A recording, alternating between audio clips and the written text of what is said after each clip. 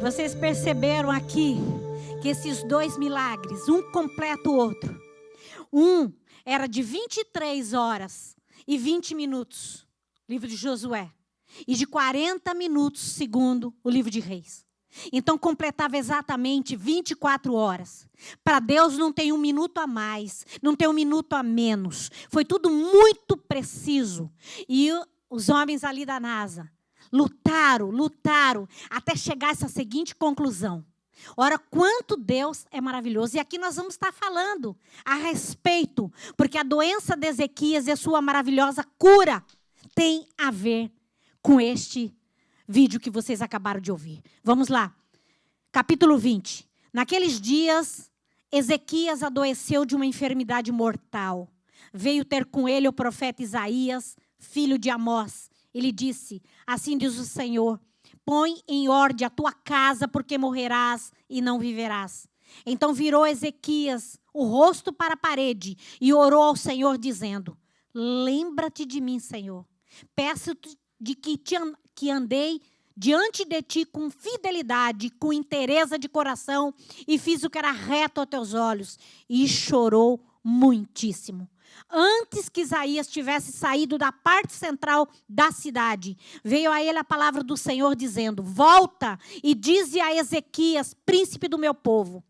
Assim diz o Senhor, o Deus de Davi, teu pai. Ouvi a tua oração e vi as tuas lágrimas, e eis que te curarei. Ao terceiro dia subirás à casa do Senhor. Acrescentarei aos teus dias 15 anos, e das mãos do rei da Síria te livrarei, a ti e esta cidade. E defenderei esta cidade por amor de mim e por amor de Davi, meu servo. Disse mais Isaías: tomai uma pasta de figos, tomando-a, e puseram sobre a úlcera, e ele recuperou a saúde. Ezequias disse a Isaías: qual será o sinal de que o Senhor me curará? E de que ao terceiro dia subirei à casa do Senhor? Respondeu Isaías: ser-te-á isso da parte do Senhor, como sinal que te cumprirá a palavra que disse: adiantar-se-á a sombra 10 graus ou retrocederá. Então disse Ezequias: é fácil que a sombra adiante 10 graus.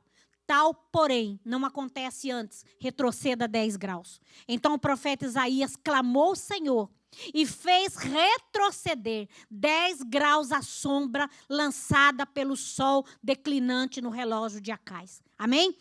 Esse 10 graus que retrocedeu foi exatamente os 40 minutos que faltava para completar este dia que nós vimos que faltava no calendário universal.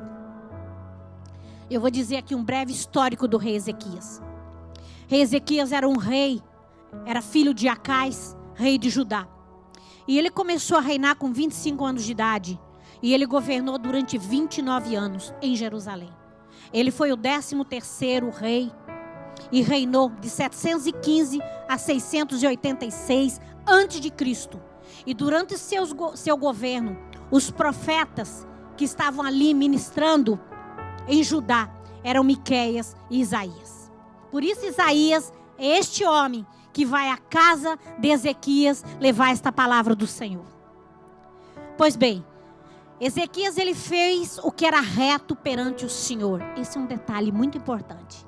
Ele fez o que era reto perante o Senhor, segundo o que fizera Davi. Com isso, 16 dias de reinado, para vocês terem uma ideia, ele destruiu todos os ídolos que o pai, o rei Acais, havia trazido para Judá.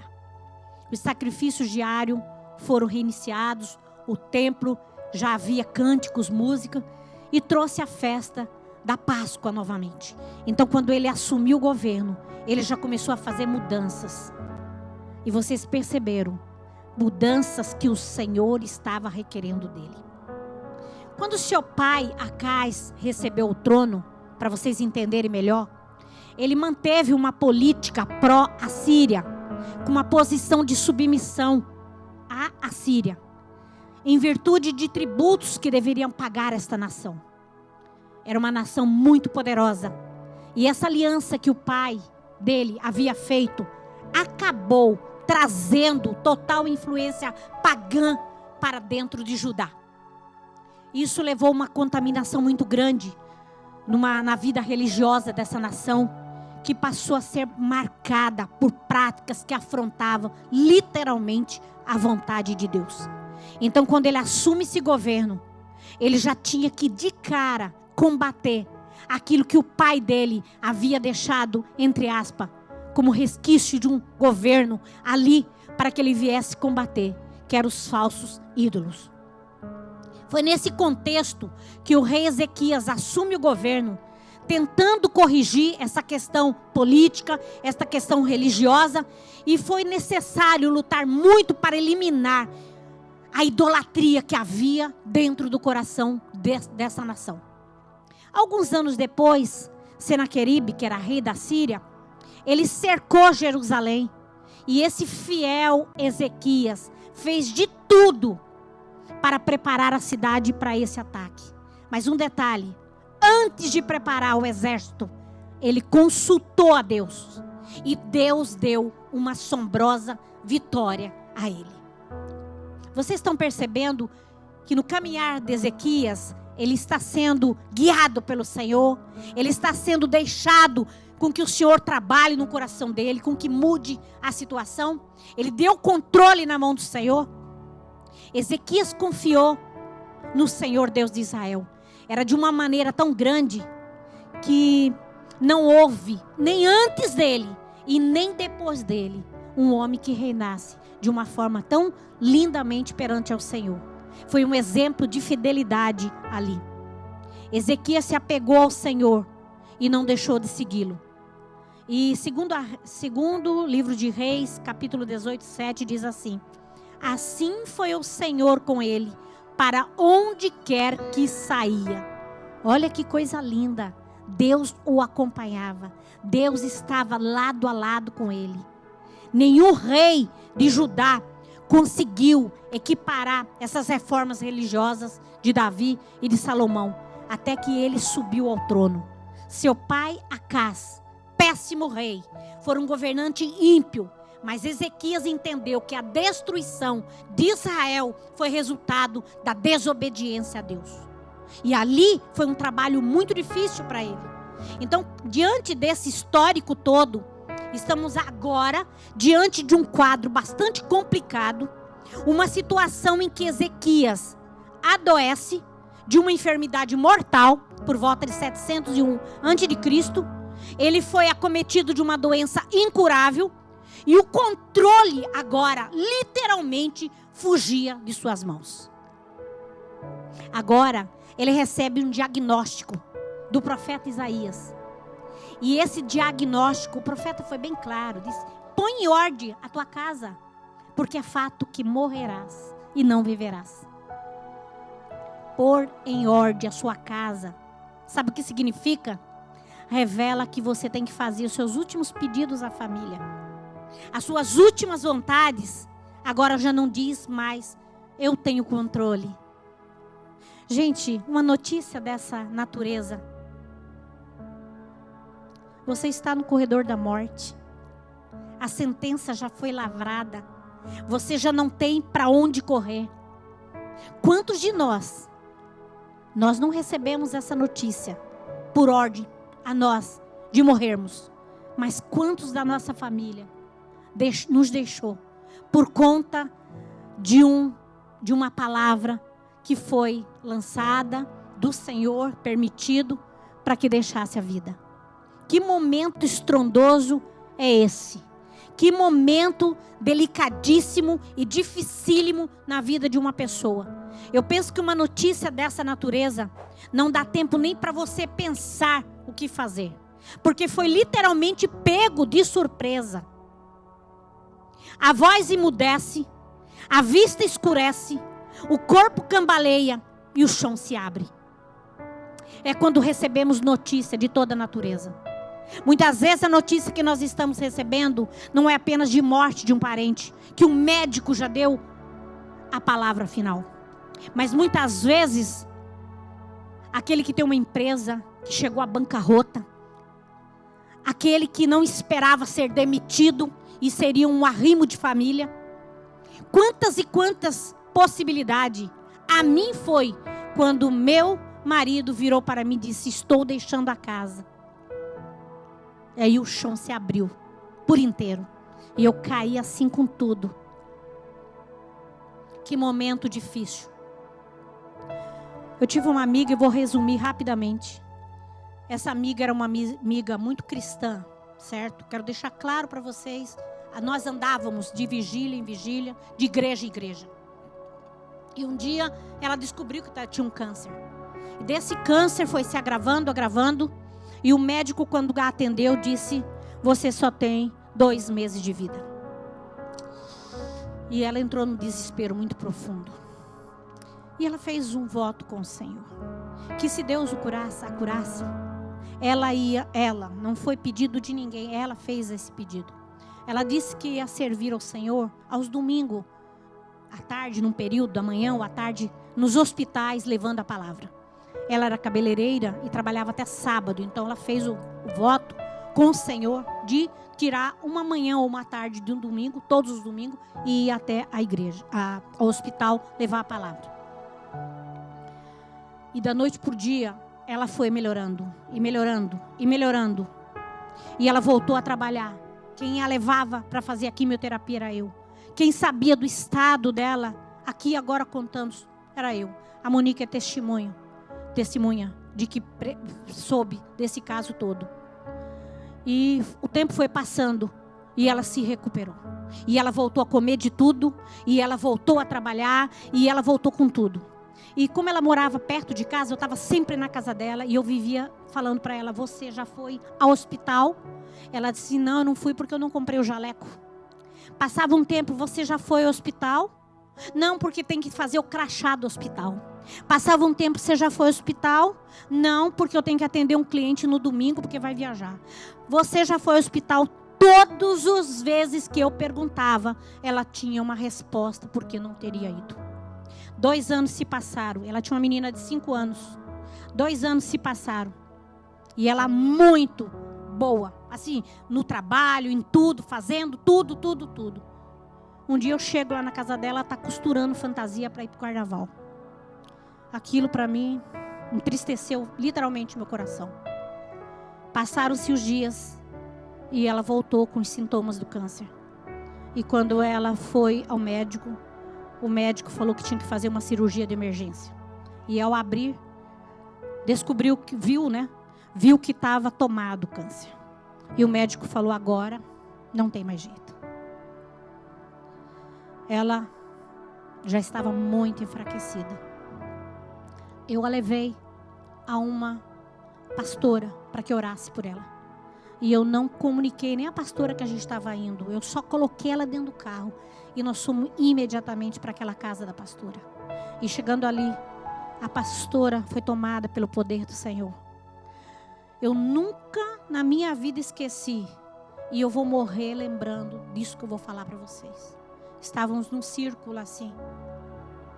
E a pastora virou para ela e disse assim, na voz do Senhor: não me diga que tem filhos para criar. Não me digas que não teve tempo. Não me digas isso, não me diga aquilo. Não me diga. Cada vez que a pastora falava, eu tremia nas bases. E eu fui enfraquecendo ali de um tanto que eu vi a presença do Senhor. Quando ela caiu debruçada no chão. E ela chorou feito Ezequias. Feito uma criança aqui. Muitíssimo ela chorou. E quando nós saímos dali, que eu deixei em casa, tinha um amigo que estava conosco. Que nós passamos para buscá-la. Eu pedi para que ele ajudasse a segurar no braço dela, que eu não ia dar conta de carregá-la. E eu falei para o meu amigo assim: a sentença do Senhor foi dada. E não tem mais oração para trazer de volta. Quando foi 9 dias, ela faleceu. Antes de falecer, eu perguntei para ela: o que você tem a me dizer sobre tudo isso? E ela respondeu: eu não fui fiel ao Senhor. Deus foi o tempo inteiro. Me deu oportunidade. E eu não abracei a oportunidade. Eu não soube valorizar. E Deus a recolheu. É triste esse quadro. É muito triste. Mas eu quero deixar uma coisa para dentro de vocês. Deus pode curar? Pode. Sempre. Ele sabe o que Ele faz. Ele pode curar e Ele pode não curar. O propósito é do Senhor, não é meu, não é do pastor, não é de ninguém, é dele. Ele sabe o tratar com aquela pessoa. Ele sabe a oportunidade que ele está dando a alguém. Quer um conselho? Não espere a água chegar nas tuas narinas. Ponha, enquanto é tempo, as botas e corra. Corra para a presença dele. Agiliza e se posiciona. Põe a boca no pó, porque talvez ainda haja esperança. E se submeta a ele. Deus pode usar de compaixão, segundo a grandeza das suas misericórdias. Deus é um Deus que fala. E Deus está aqui nesta manhã falando nos nossos corações. É um alerta a cada um de nós. É um alerta a mim, é um alerta ao pastor, é um alerta a quem está cantando, levita. É um alerta a todos nós. Porque a palavra diz que aquele que está em pé que se cuide para não cair. Então ninguém está isento aqui de vir a cair, ou de vir se desviar do caminho do Senhor. Ezequias recebeu essa notícia. Porque morrerás e não viverás. Uma notícia que ninguém gostaria de anunciá-la e nem de recebê-la. Mas Ezequias sabia que estava disposto a ouvir a tua petição, tanto que ele pediu. Ele sabia que havia crédito diante do Senhor.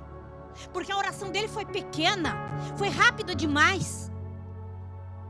Ele só fez lembrar o Senhor da fidelidade do coração dele, da inteireza e que ele andava reto. Só isso que ele fez. E chorou. Ele não pediu para viver. Nenhum momento aqui na Bíblia diz que ele tenha pedido para que Deus prolongasse o tempo de vida dele. Ele não pediu a cura. Ele só fez lembrar o Senhor. Conforme o livro de Êxodo 32, quando Moisés intercede pelo povo, que levantou um bezerro de ouro para adorá-lo, eles entristeceram realmente o coração de Deus. E o apelo de Moisés era que Deus mudasse esse seu pensamento. Aí a resposta vem no versículo 7. Êxodo 32, 7 diz: então se arrependeu o Senhor do mal que dissera havia de fazer ao povo. Eu quero deixar claro que Deus muda situação. Ele muda a situação. Nós não estamos diante de um Deus que dá um decreto e não volta atrás. Mas Ele sabe, porque no caso da minha amiga, não deu a cura por inteiro. Ele sabe do voto que ela tinha feito. Ele sabe do coração dela. Ele sabia de tudo. Provavelmente, não sei, é eu questionando. Talvez lá na frente ela fosse se desviar novamente. E se desviar novamente. E que ela ali só estava clamando pela cura dela e pela vida dela. Não tente enganar ao Senhor. Não tente maquiar o Senhor, a sua imagem diante do Senhor. Porque Deus conhece o teu coração. E Deus sabe a interesse do seu coração. Deus sabe tudo que você vai fazer e tudo que você vai deixar de fazer. Não prometa o que você não pode cumprir. Nós somos fracos sim. Nós necessitamos e carecemos da vontade do Senhor.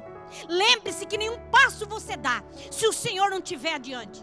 Lembre-se que você não cresce, você não prospera, você não leva a palavra, você não ativa, você não faz nada se o Senhor não permitir. Eu não estou aqui diante de um Deus derrotado. Nós não estamos aqui. Nós estamos diante de um Deus que Ele está ali, na verdade, somente na verdade. Então virou Ezequias o rosto para a parede e orou ao Senhor: lembra-te, Senhor, peço-te que andei diante de ti com fidelidade, com inteireza de coração, e fiz o que era reto aos teus olhos. E chorou muito. Nem sempre, gente, chorar é sinal de fraqueza. Abater-se não é sinal de derrota. Apresentar sua queixa ao Senhor não é sinal de rebeldia. Fazer prova com Deus não é sinal de incredulidade. Chorar é sentimento, faz parte da natureza humana. E Deus quer ver você se rasgando na presença dEle. Deus quer ver você falando o que realmente passa dentro do teu coração. Fale a verdade. Fale a verdade, somente a verdade. Não tenta mentir. Eu posso mentir para Lídia, eu posso mentir para Rose, eu posso mentir para o pastor, mas para Deus eu não vou conseguir mentir. Porque Ele conhece a minha natureza, Ele sabe a minha intenção. E às vezes eu vejo o marido mentindo para a esposa, esposa mentindo para o marido, e achando que está saindo bem de uma situação. Eu fui esperta. Que esperteza. Caia na real. Ridículo. Você está enganando você mesma. Entra no seu quarto e faz essa oração que ele fez. Senhor, está doendo. Eu sou fraca. Eu não tenho condições. Me limpa, me livra. Que Deus vai e faz. Ele faz. Já choramos muitas vezes. E iremos continuar chorando outras tantas. Vamos nos abater alguma delas. Mas saiba que também teremos o consolo em todas elas. Deus nos dá o consolo. Ele veio para nos consolar. O Espírito Santo do Senhor é chamado o Consolador. Ele não ia mandar um fraco, ele não ia mandar um que fizesse de vez em quando. Ele veio para cumprir e fazer exatamente o que era para ser feito.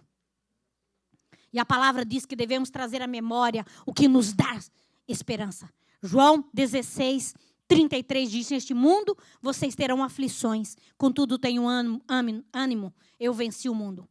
Quantas vezes choramos e nem achamos espaço para tanta dor. As palavras não saem muitas vezes porque já estão embargadas.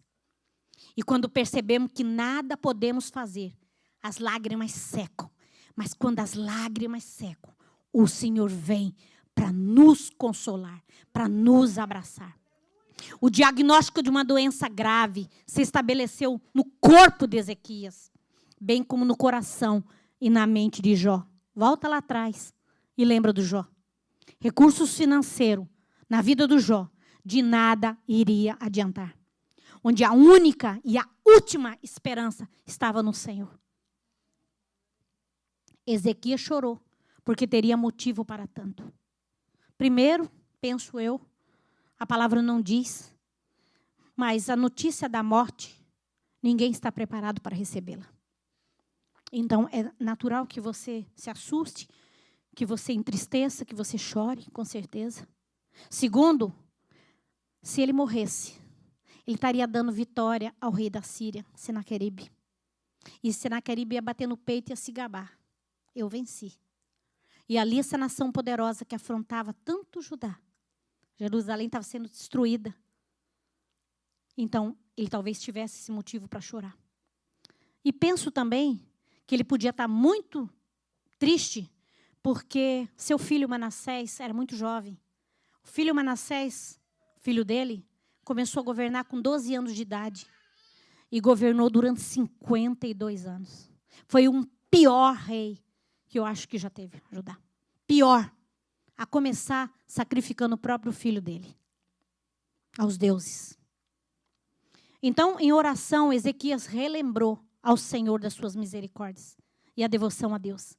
Ele não pediu para ser curado, volta a dizer, ele não pediu. Que crédito é esse que esse homem tinha?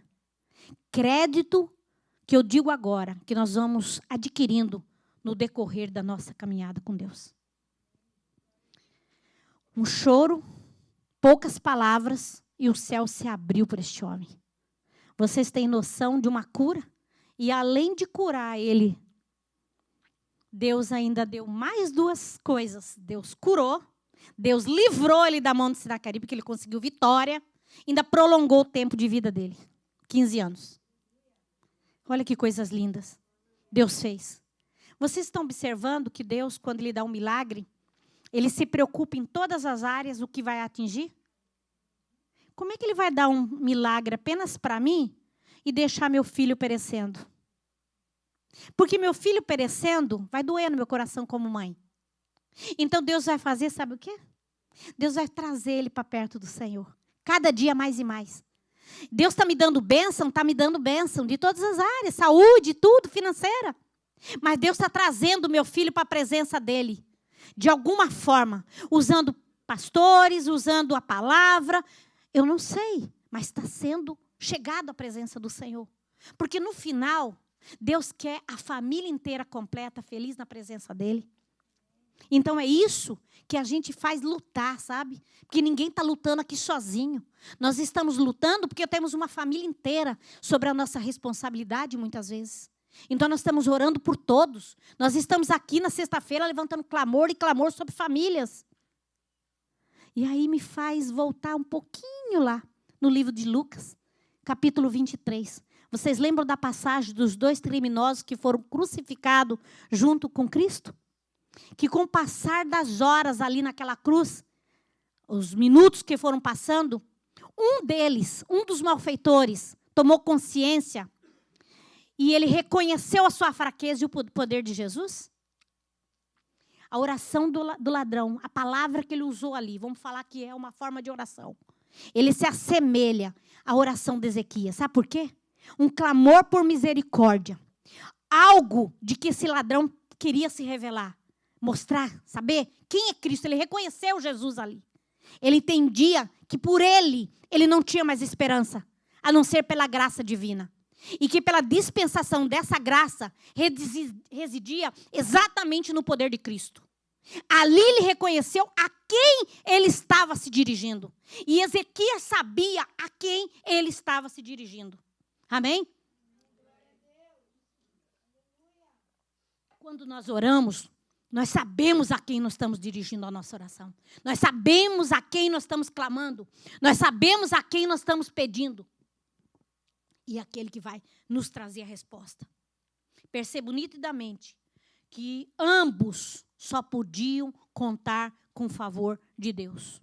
Ambos estavam na mesma dependência de Deus. O primeiro numa trajetória de erros constante. E o segundo num caminho reto perante o Senhor. Aí nós vamos parar e analisar aqui. Um estava pecando. E o outro estava andando reto diante do Senhor. E aí Deus concede a graça para este e para este. E aí você vai dizer assim, será que vale a pena então andar reto diante do Senhor? Quando o ímpio, no último instante, consegue o favor de Deus? Eu vou dizer uma coisa para vocês. E se este malfeitor não tivesse reconhecido ao Senhor ali? Para onde ele iria? Ele já estava no corredor da morte, gente. Ele já não tinha tempo para mais nada. Ali a vida dele já estava sentenciada.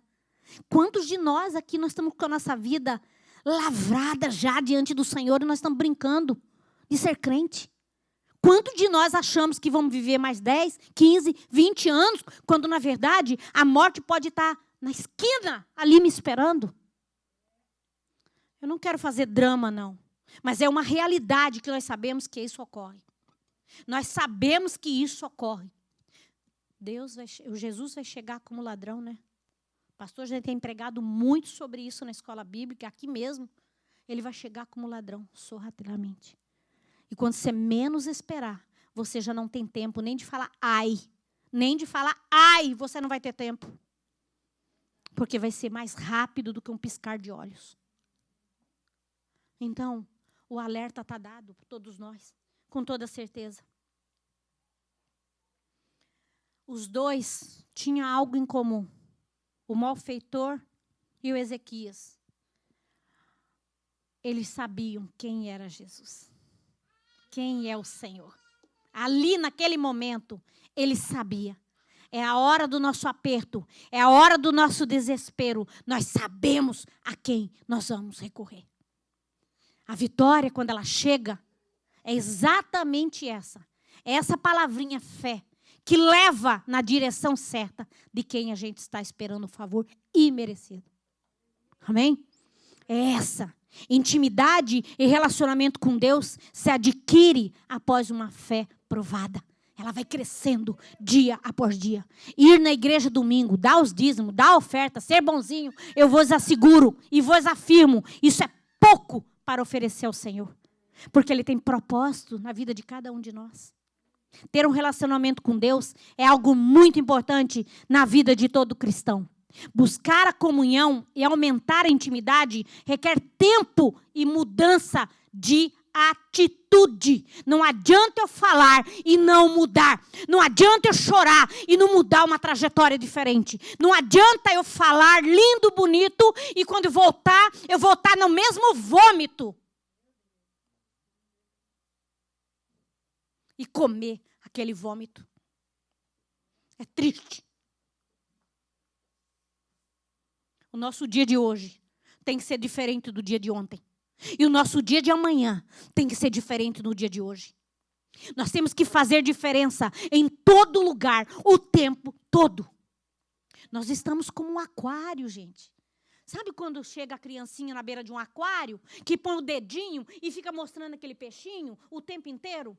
Nós estamos igual esses peixinhos.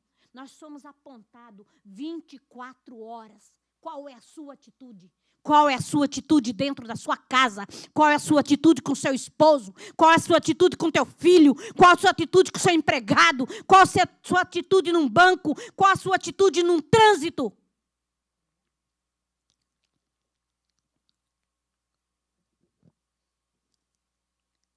Tiago 4:8 diz: chegai-vos a Deus e Ele se chegará a vós.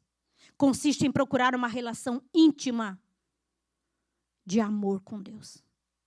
Lembre-se de uma coisa: a salvação inclui muito mais do que submeter a Deus e resistir ao diabo. O coração redimido, ele anseia por uma comunhão de Deus. Deus não vai abrir mão de nenhum de vocês. Deus não vai abrir mão, gente. Não adianta fazer queda de braço com Deus. Não adianta resistir. Ele não vai deixar a sua vida. Jesus, quando voltar, ele vai prestar conta para o pai das ovelhinhas que o pai entregou nas mãos dele. E você acha que ele vai deixar as ovelhinhas perdidas e não vai fazer nada? Ele já está fazendo. Só que você está usando de resistência. Você põe um pé aqui com estaca e não deixa Jesus trabalhar. E não deixa o Senhor ir adiante. Você está usando de resistência. Você continua batendo no peito e falando que você é capaz, que você tem dinheiro, que você é inteligente. Que queda de braço é esse que nós temos que fazer com o Senhor? Renda-se enquanto é tempo. Lembra da história dos 3 cachorrinhos?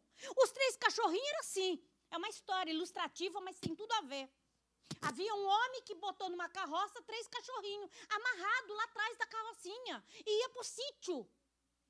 E quando ele sentou aqui na carrocinha e começou a andar, o primeiro cachorrinho começou a empacar, empurrar com o pé. Não vou para frente, não vou para trás. Sabe aquele cachorrinho rebelde que fica ali fazendo resistência? Foi se arrastando. Ele foi andando, mas praticamente sendo arrastado. O segundo cachorrinho continuou andando devagar, sem fazer nada. Nem latia, nem fazia nada, só andando. O terceiro pulou dentro da carroça e dormiu, até chegar no sítio. Resumo da história: os 3 chegaram. Adiantou a resistência do primeiro? Não. Não faça resistência com Deus. Não faça resistência com Deus. Entrega. Vai. Pode ser, Senhor, é o que o Senhor tem para mim e eu estou indo. Deita de cabeça e entra e descansa. Sabe por que muitos crentes não estão vendo resultado com Deus? Porque muitos crentes já estão fazendo resistência com Ele mesmo. A luta não está sendo com outro inimigo, é Ele próprio. Ele está lutando contra Ele mesmo. Pessoas que estão... hoje eu quero dormir, né? Porque hoje está nevando. Amanhã eu quero dormir, porque está frio. Depois de amanhã eu quero dormir, porque está sol. Ou então tem que ir para a praia.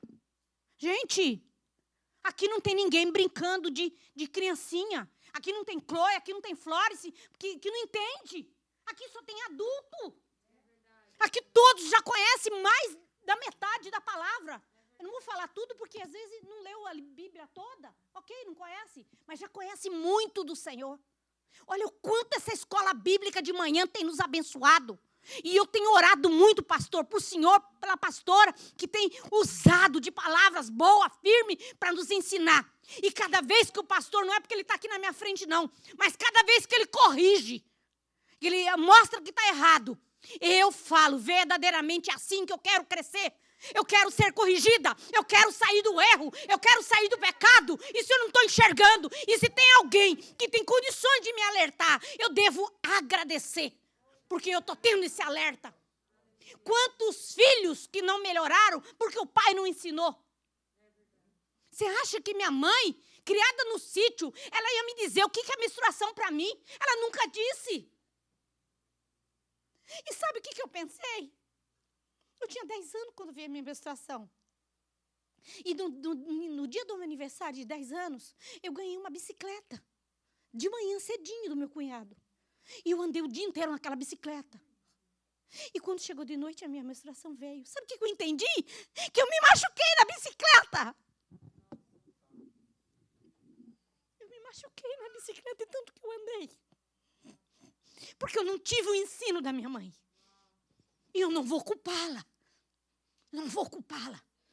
E sabe como é que nós estamos? Nós estamos comendo o melhor. E ainda estamos reclamando da comida. Quantas vezes a pessoa quer uma igreja ilustrada, bonita, linda, grande, mas que o pastor não tem cuidado sobre suas ovelhas. E não quer saber se está dormindo com alguém, se está no pecado, se está no adultério, se está no roubo, se está na prostituição, não quer saber. Abraça essa oportunidade que vocês estão tendo de estar aqui e aprendendo. E se um dia precisar o pastor corrigir, agradeça. Obrigado, pastor, o senhor está sendo bênção na minha vida. O senhor está me abençoando, porque o senhor está me tirando de um erro. E o senhor vai me levar à salvação.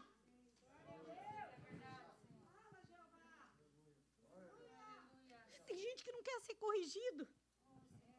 Tem gente que se melindra. A gente que vai pregar, vai falar a respeito da obra, tem que ter cuidado. Eu estava comentando com a Rose no caminho, né, Rose? Uma pessoa que eu estou lidando com ela, que dificuldade para entender. E ela disse assim para mim, mas você está certa. A pessoa lá, a outra, né? A outra não está. Eu falei, que diferença faz? Se na cabeça da outra pessoa não quer entender, eu não vou falar nada. Eu estou fazendo a minha parte. Estou terminando, pastor. Depois o senhor me chama atenção em separado, tá? Não me chama atenção na frente de todo mundo, não. Vou chorar. Quando temos uma vida diária de leitura da palavra, estamos sempre conversando com o Pai. Vínculo de relacionamento e nossa comunhão vai crescendo dia após dia. Essa é a chave da vitória. Eu não posso pegar esta carne e ser escrava dela.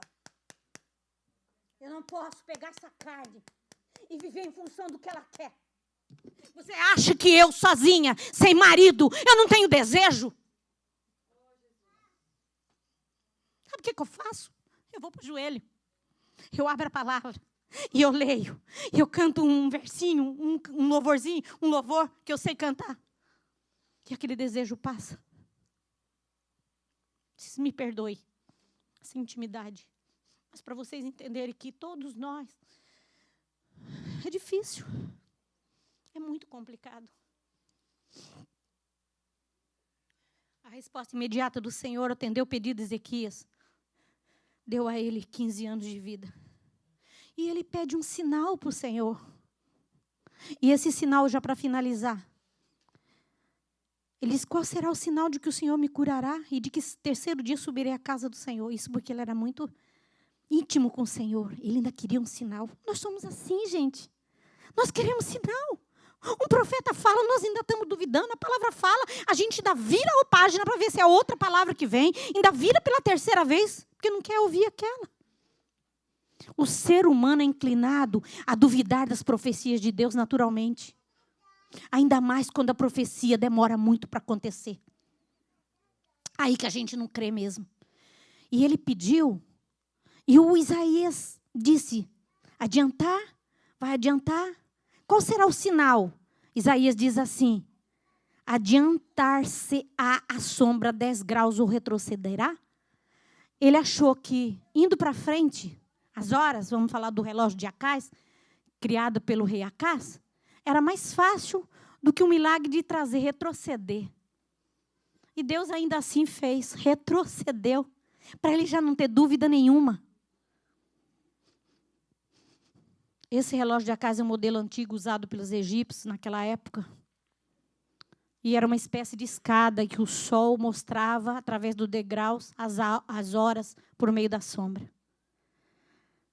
Concluindo, talvez como Ezequias você esteja enfrentando o drama de uma doença, talvez não tão grave quanto essa, incurável, que está no seu corpo, consumindo suas forças, suas finanças, seu vigor, seu tempo. Talvez você esteja vivendo o drama de um casamento machucado, cheio de incompreensão, enquanto esperava que o homem, a mulher fosse mais presente, mais carinhoso, mais amoroso, mais ajudador. Ou quem sabe você esteja passando longas noites, buscando resposta de Deus, e não consegue nenhuma explicação, nenhum entendimento. Independente de qualquer situação pelo qual você esteja vivendo, seja um pecado que está em você e você não consegue sair dele. Como enfrentar a solidão, como enfrentar o vazio, dos passos errados que a gente tenha dado, do engano, da expectativa que gerou no nosso coração, de um amor não correspondido. Eu te asseguro, com toda a convicção nesta hora, Deus pode reverter este quadro. Descanse tão somente nele. E ele o mais, ele fará, a palavra diz. Levante seus olhos para o alto, coloque o joelho no chão, clame por ele, põe a boca no pó. Por isso que nós estamos aqui. Porque se não tivesse esperança, de que adiantaria nós estarmos aqui? Qual seria uma finalidade de nós estarmos numa igreja reunindo, em comunhão com os irmãos, se Deus não vai fazer nada? Se Deus não fez na vida de A, se Deus não fez na vida de B, Deus tem seus motivos, seus propósitos. Na minha vida, eu garanto, Deus está fazendo.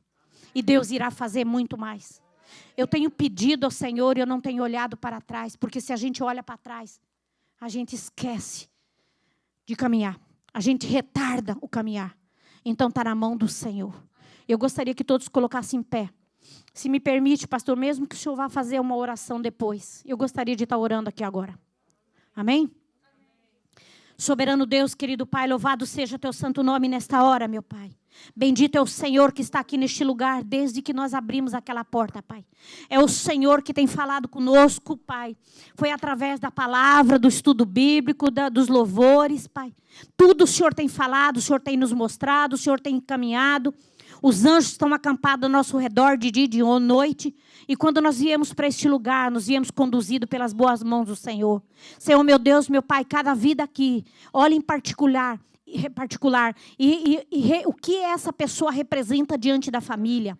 Muda, Senhor, trajetória. Muda condições, Pai, que o Senhor pode fazer.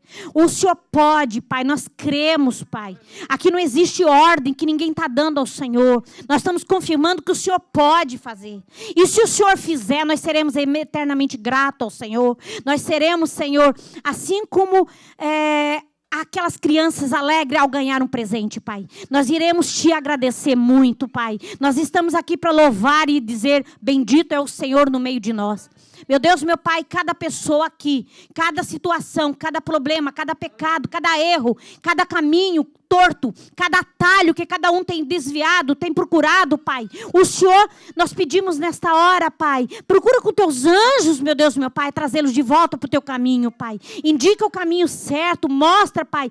Usa-nos, Senhor, para poder orientá-los, para poder falar, para poder mostrar, Pai. Em nome do Senhor Jesus Cristo de Nazaré, Pai. Que ninguém saia deste lugar, desta casa, da mesma forma que entrou, que tenha sido transformado, que essa palavra venha remoer durante o dia, Pai, em nome do Senhor Jesus Cristo de Nazaré, porque é o Senhor que faz e é o Senhor que estabelece, em nome do Senhor Jesus Cristo de Nazaré, Pai, é o Senhor que nos justifica nesta manhã e todos os dias, em nome do Pai, do Filho e do Espírito Santo, amém.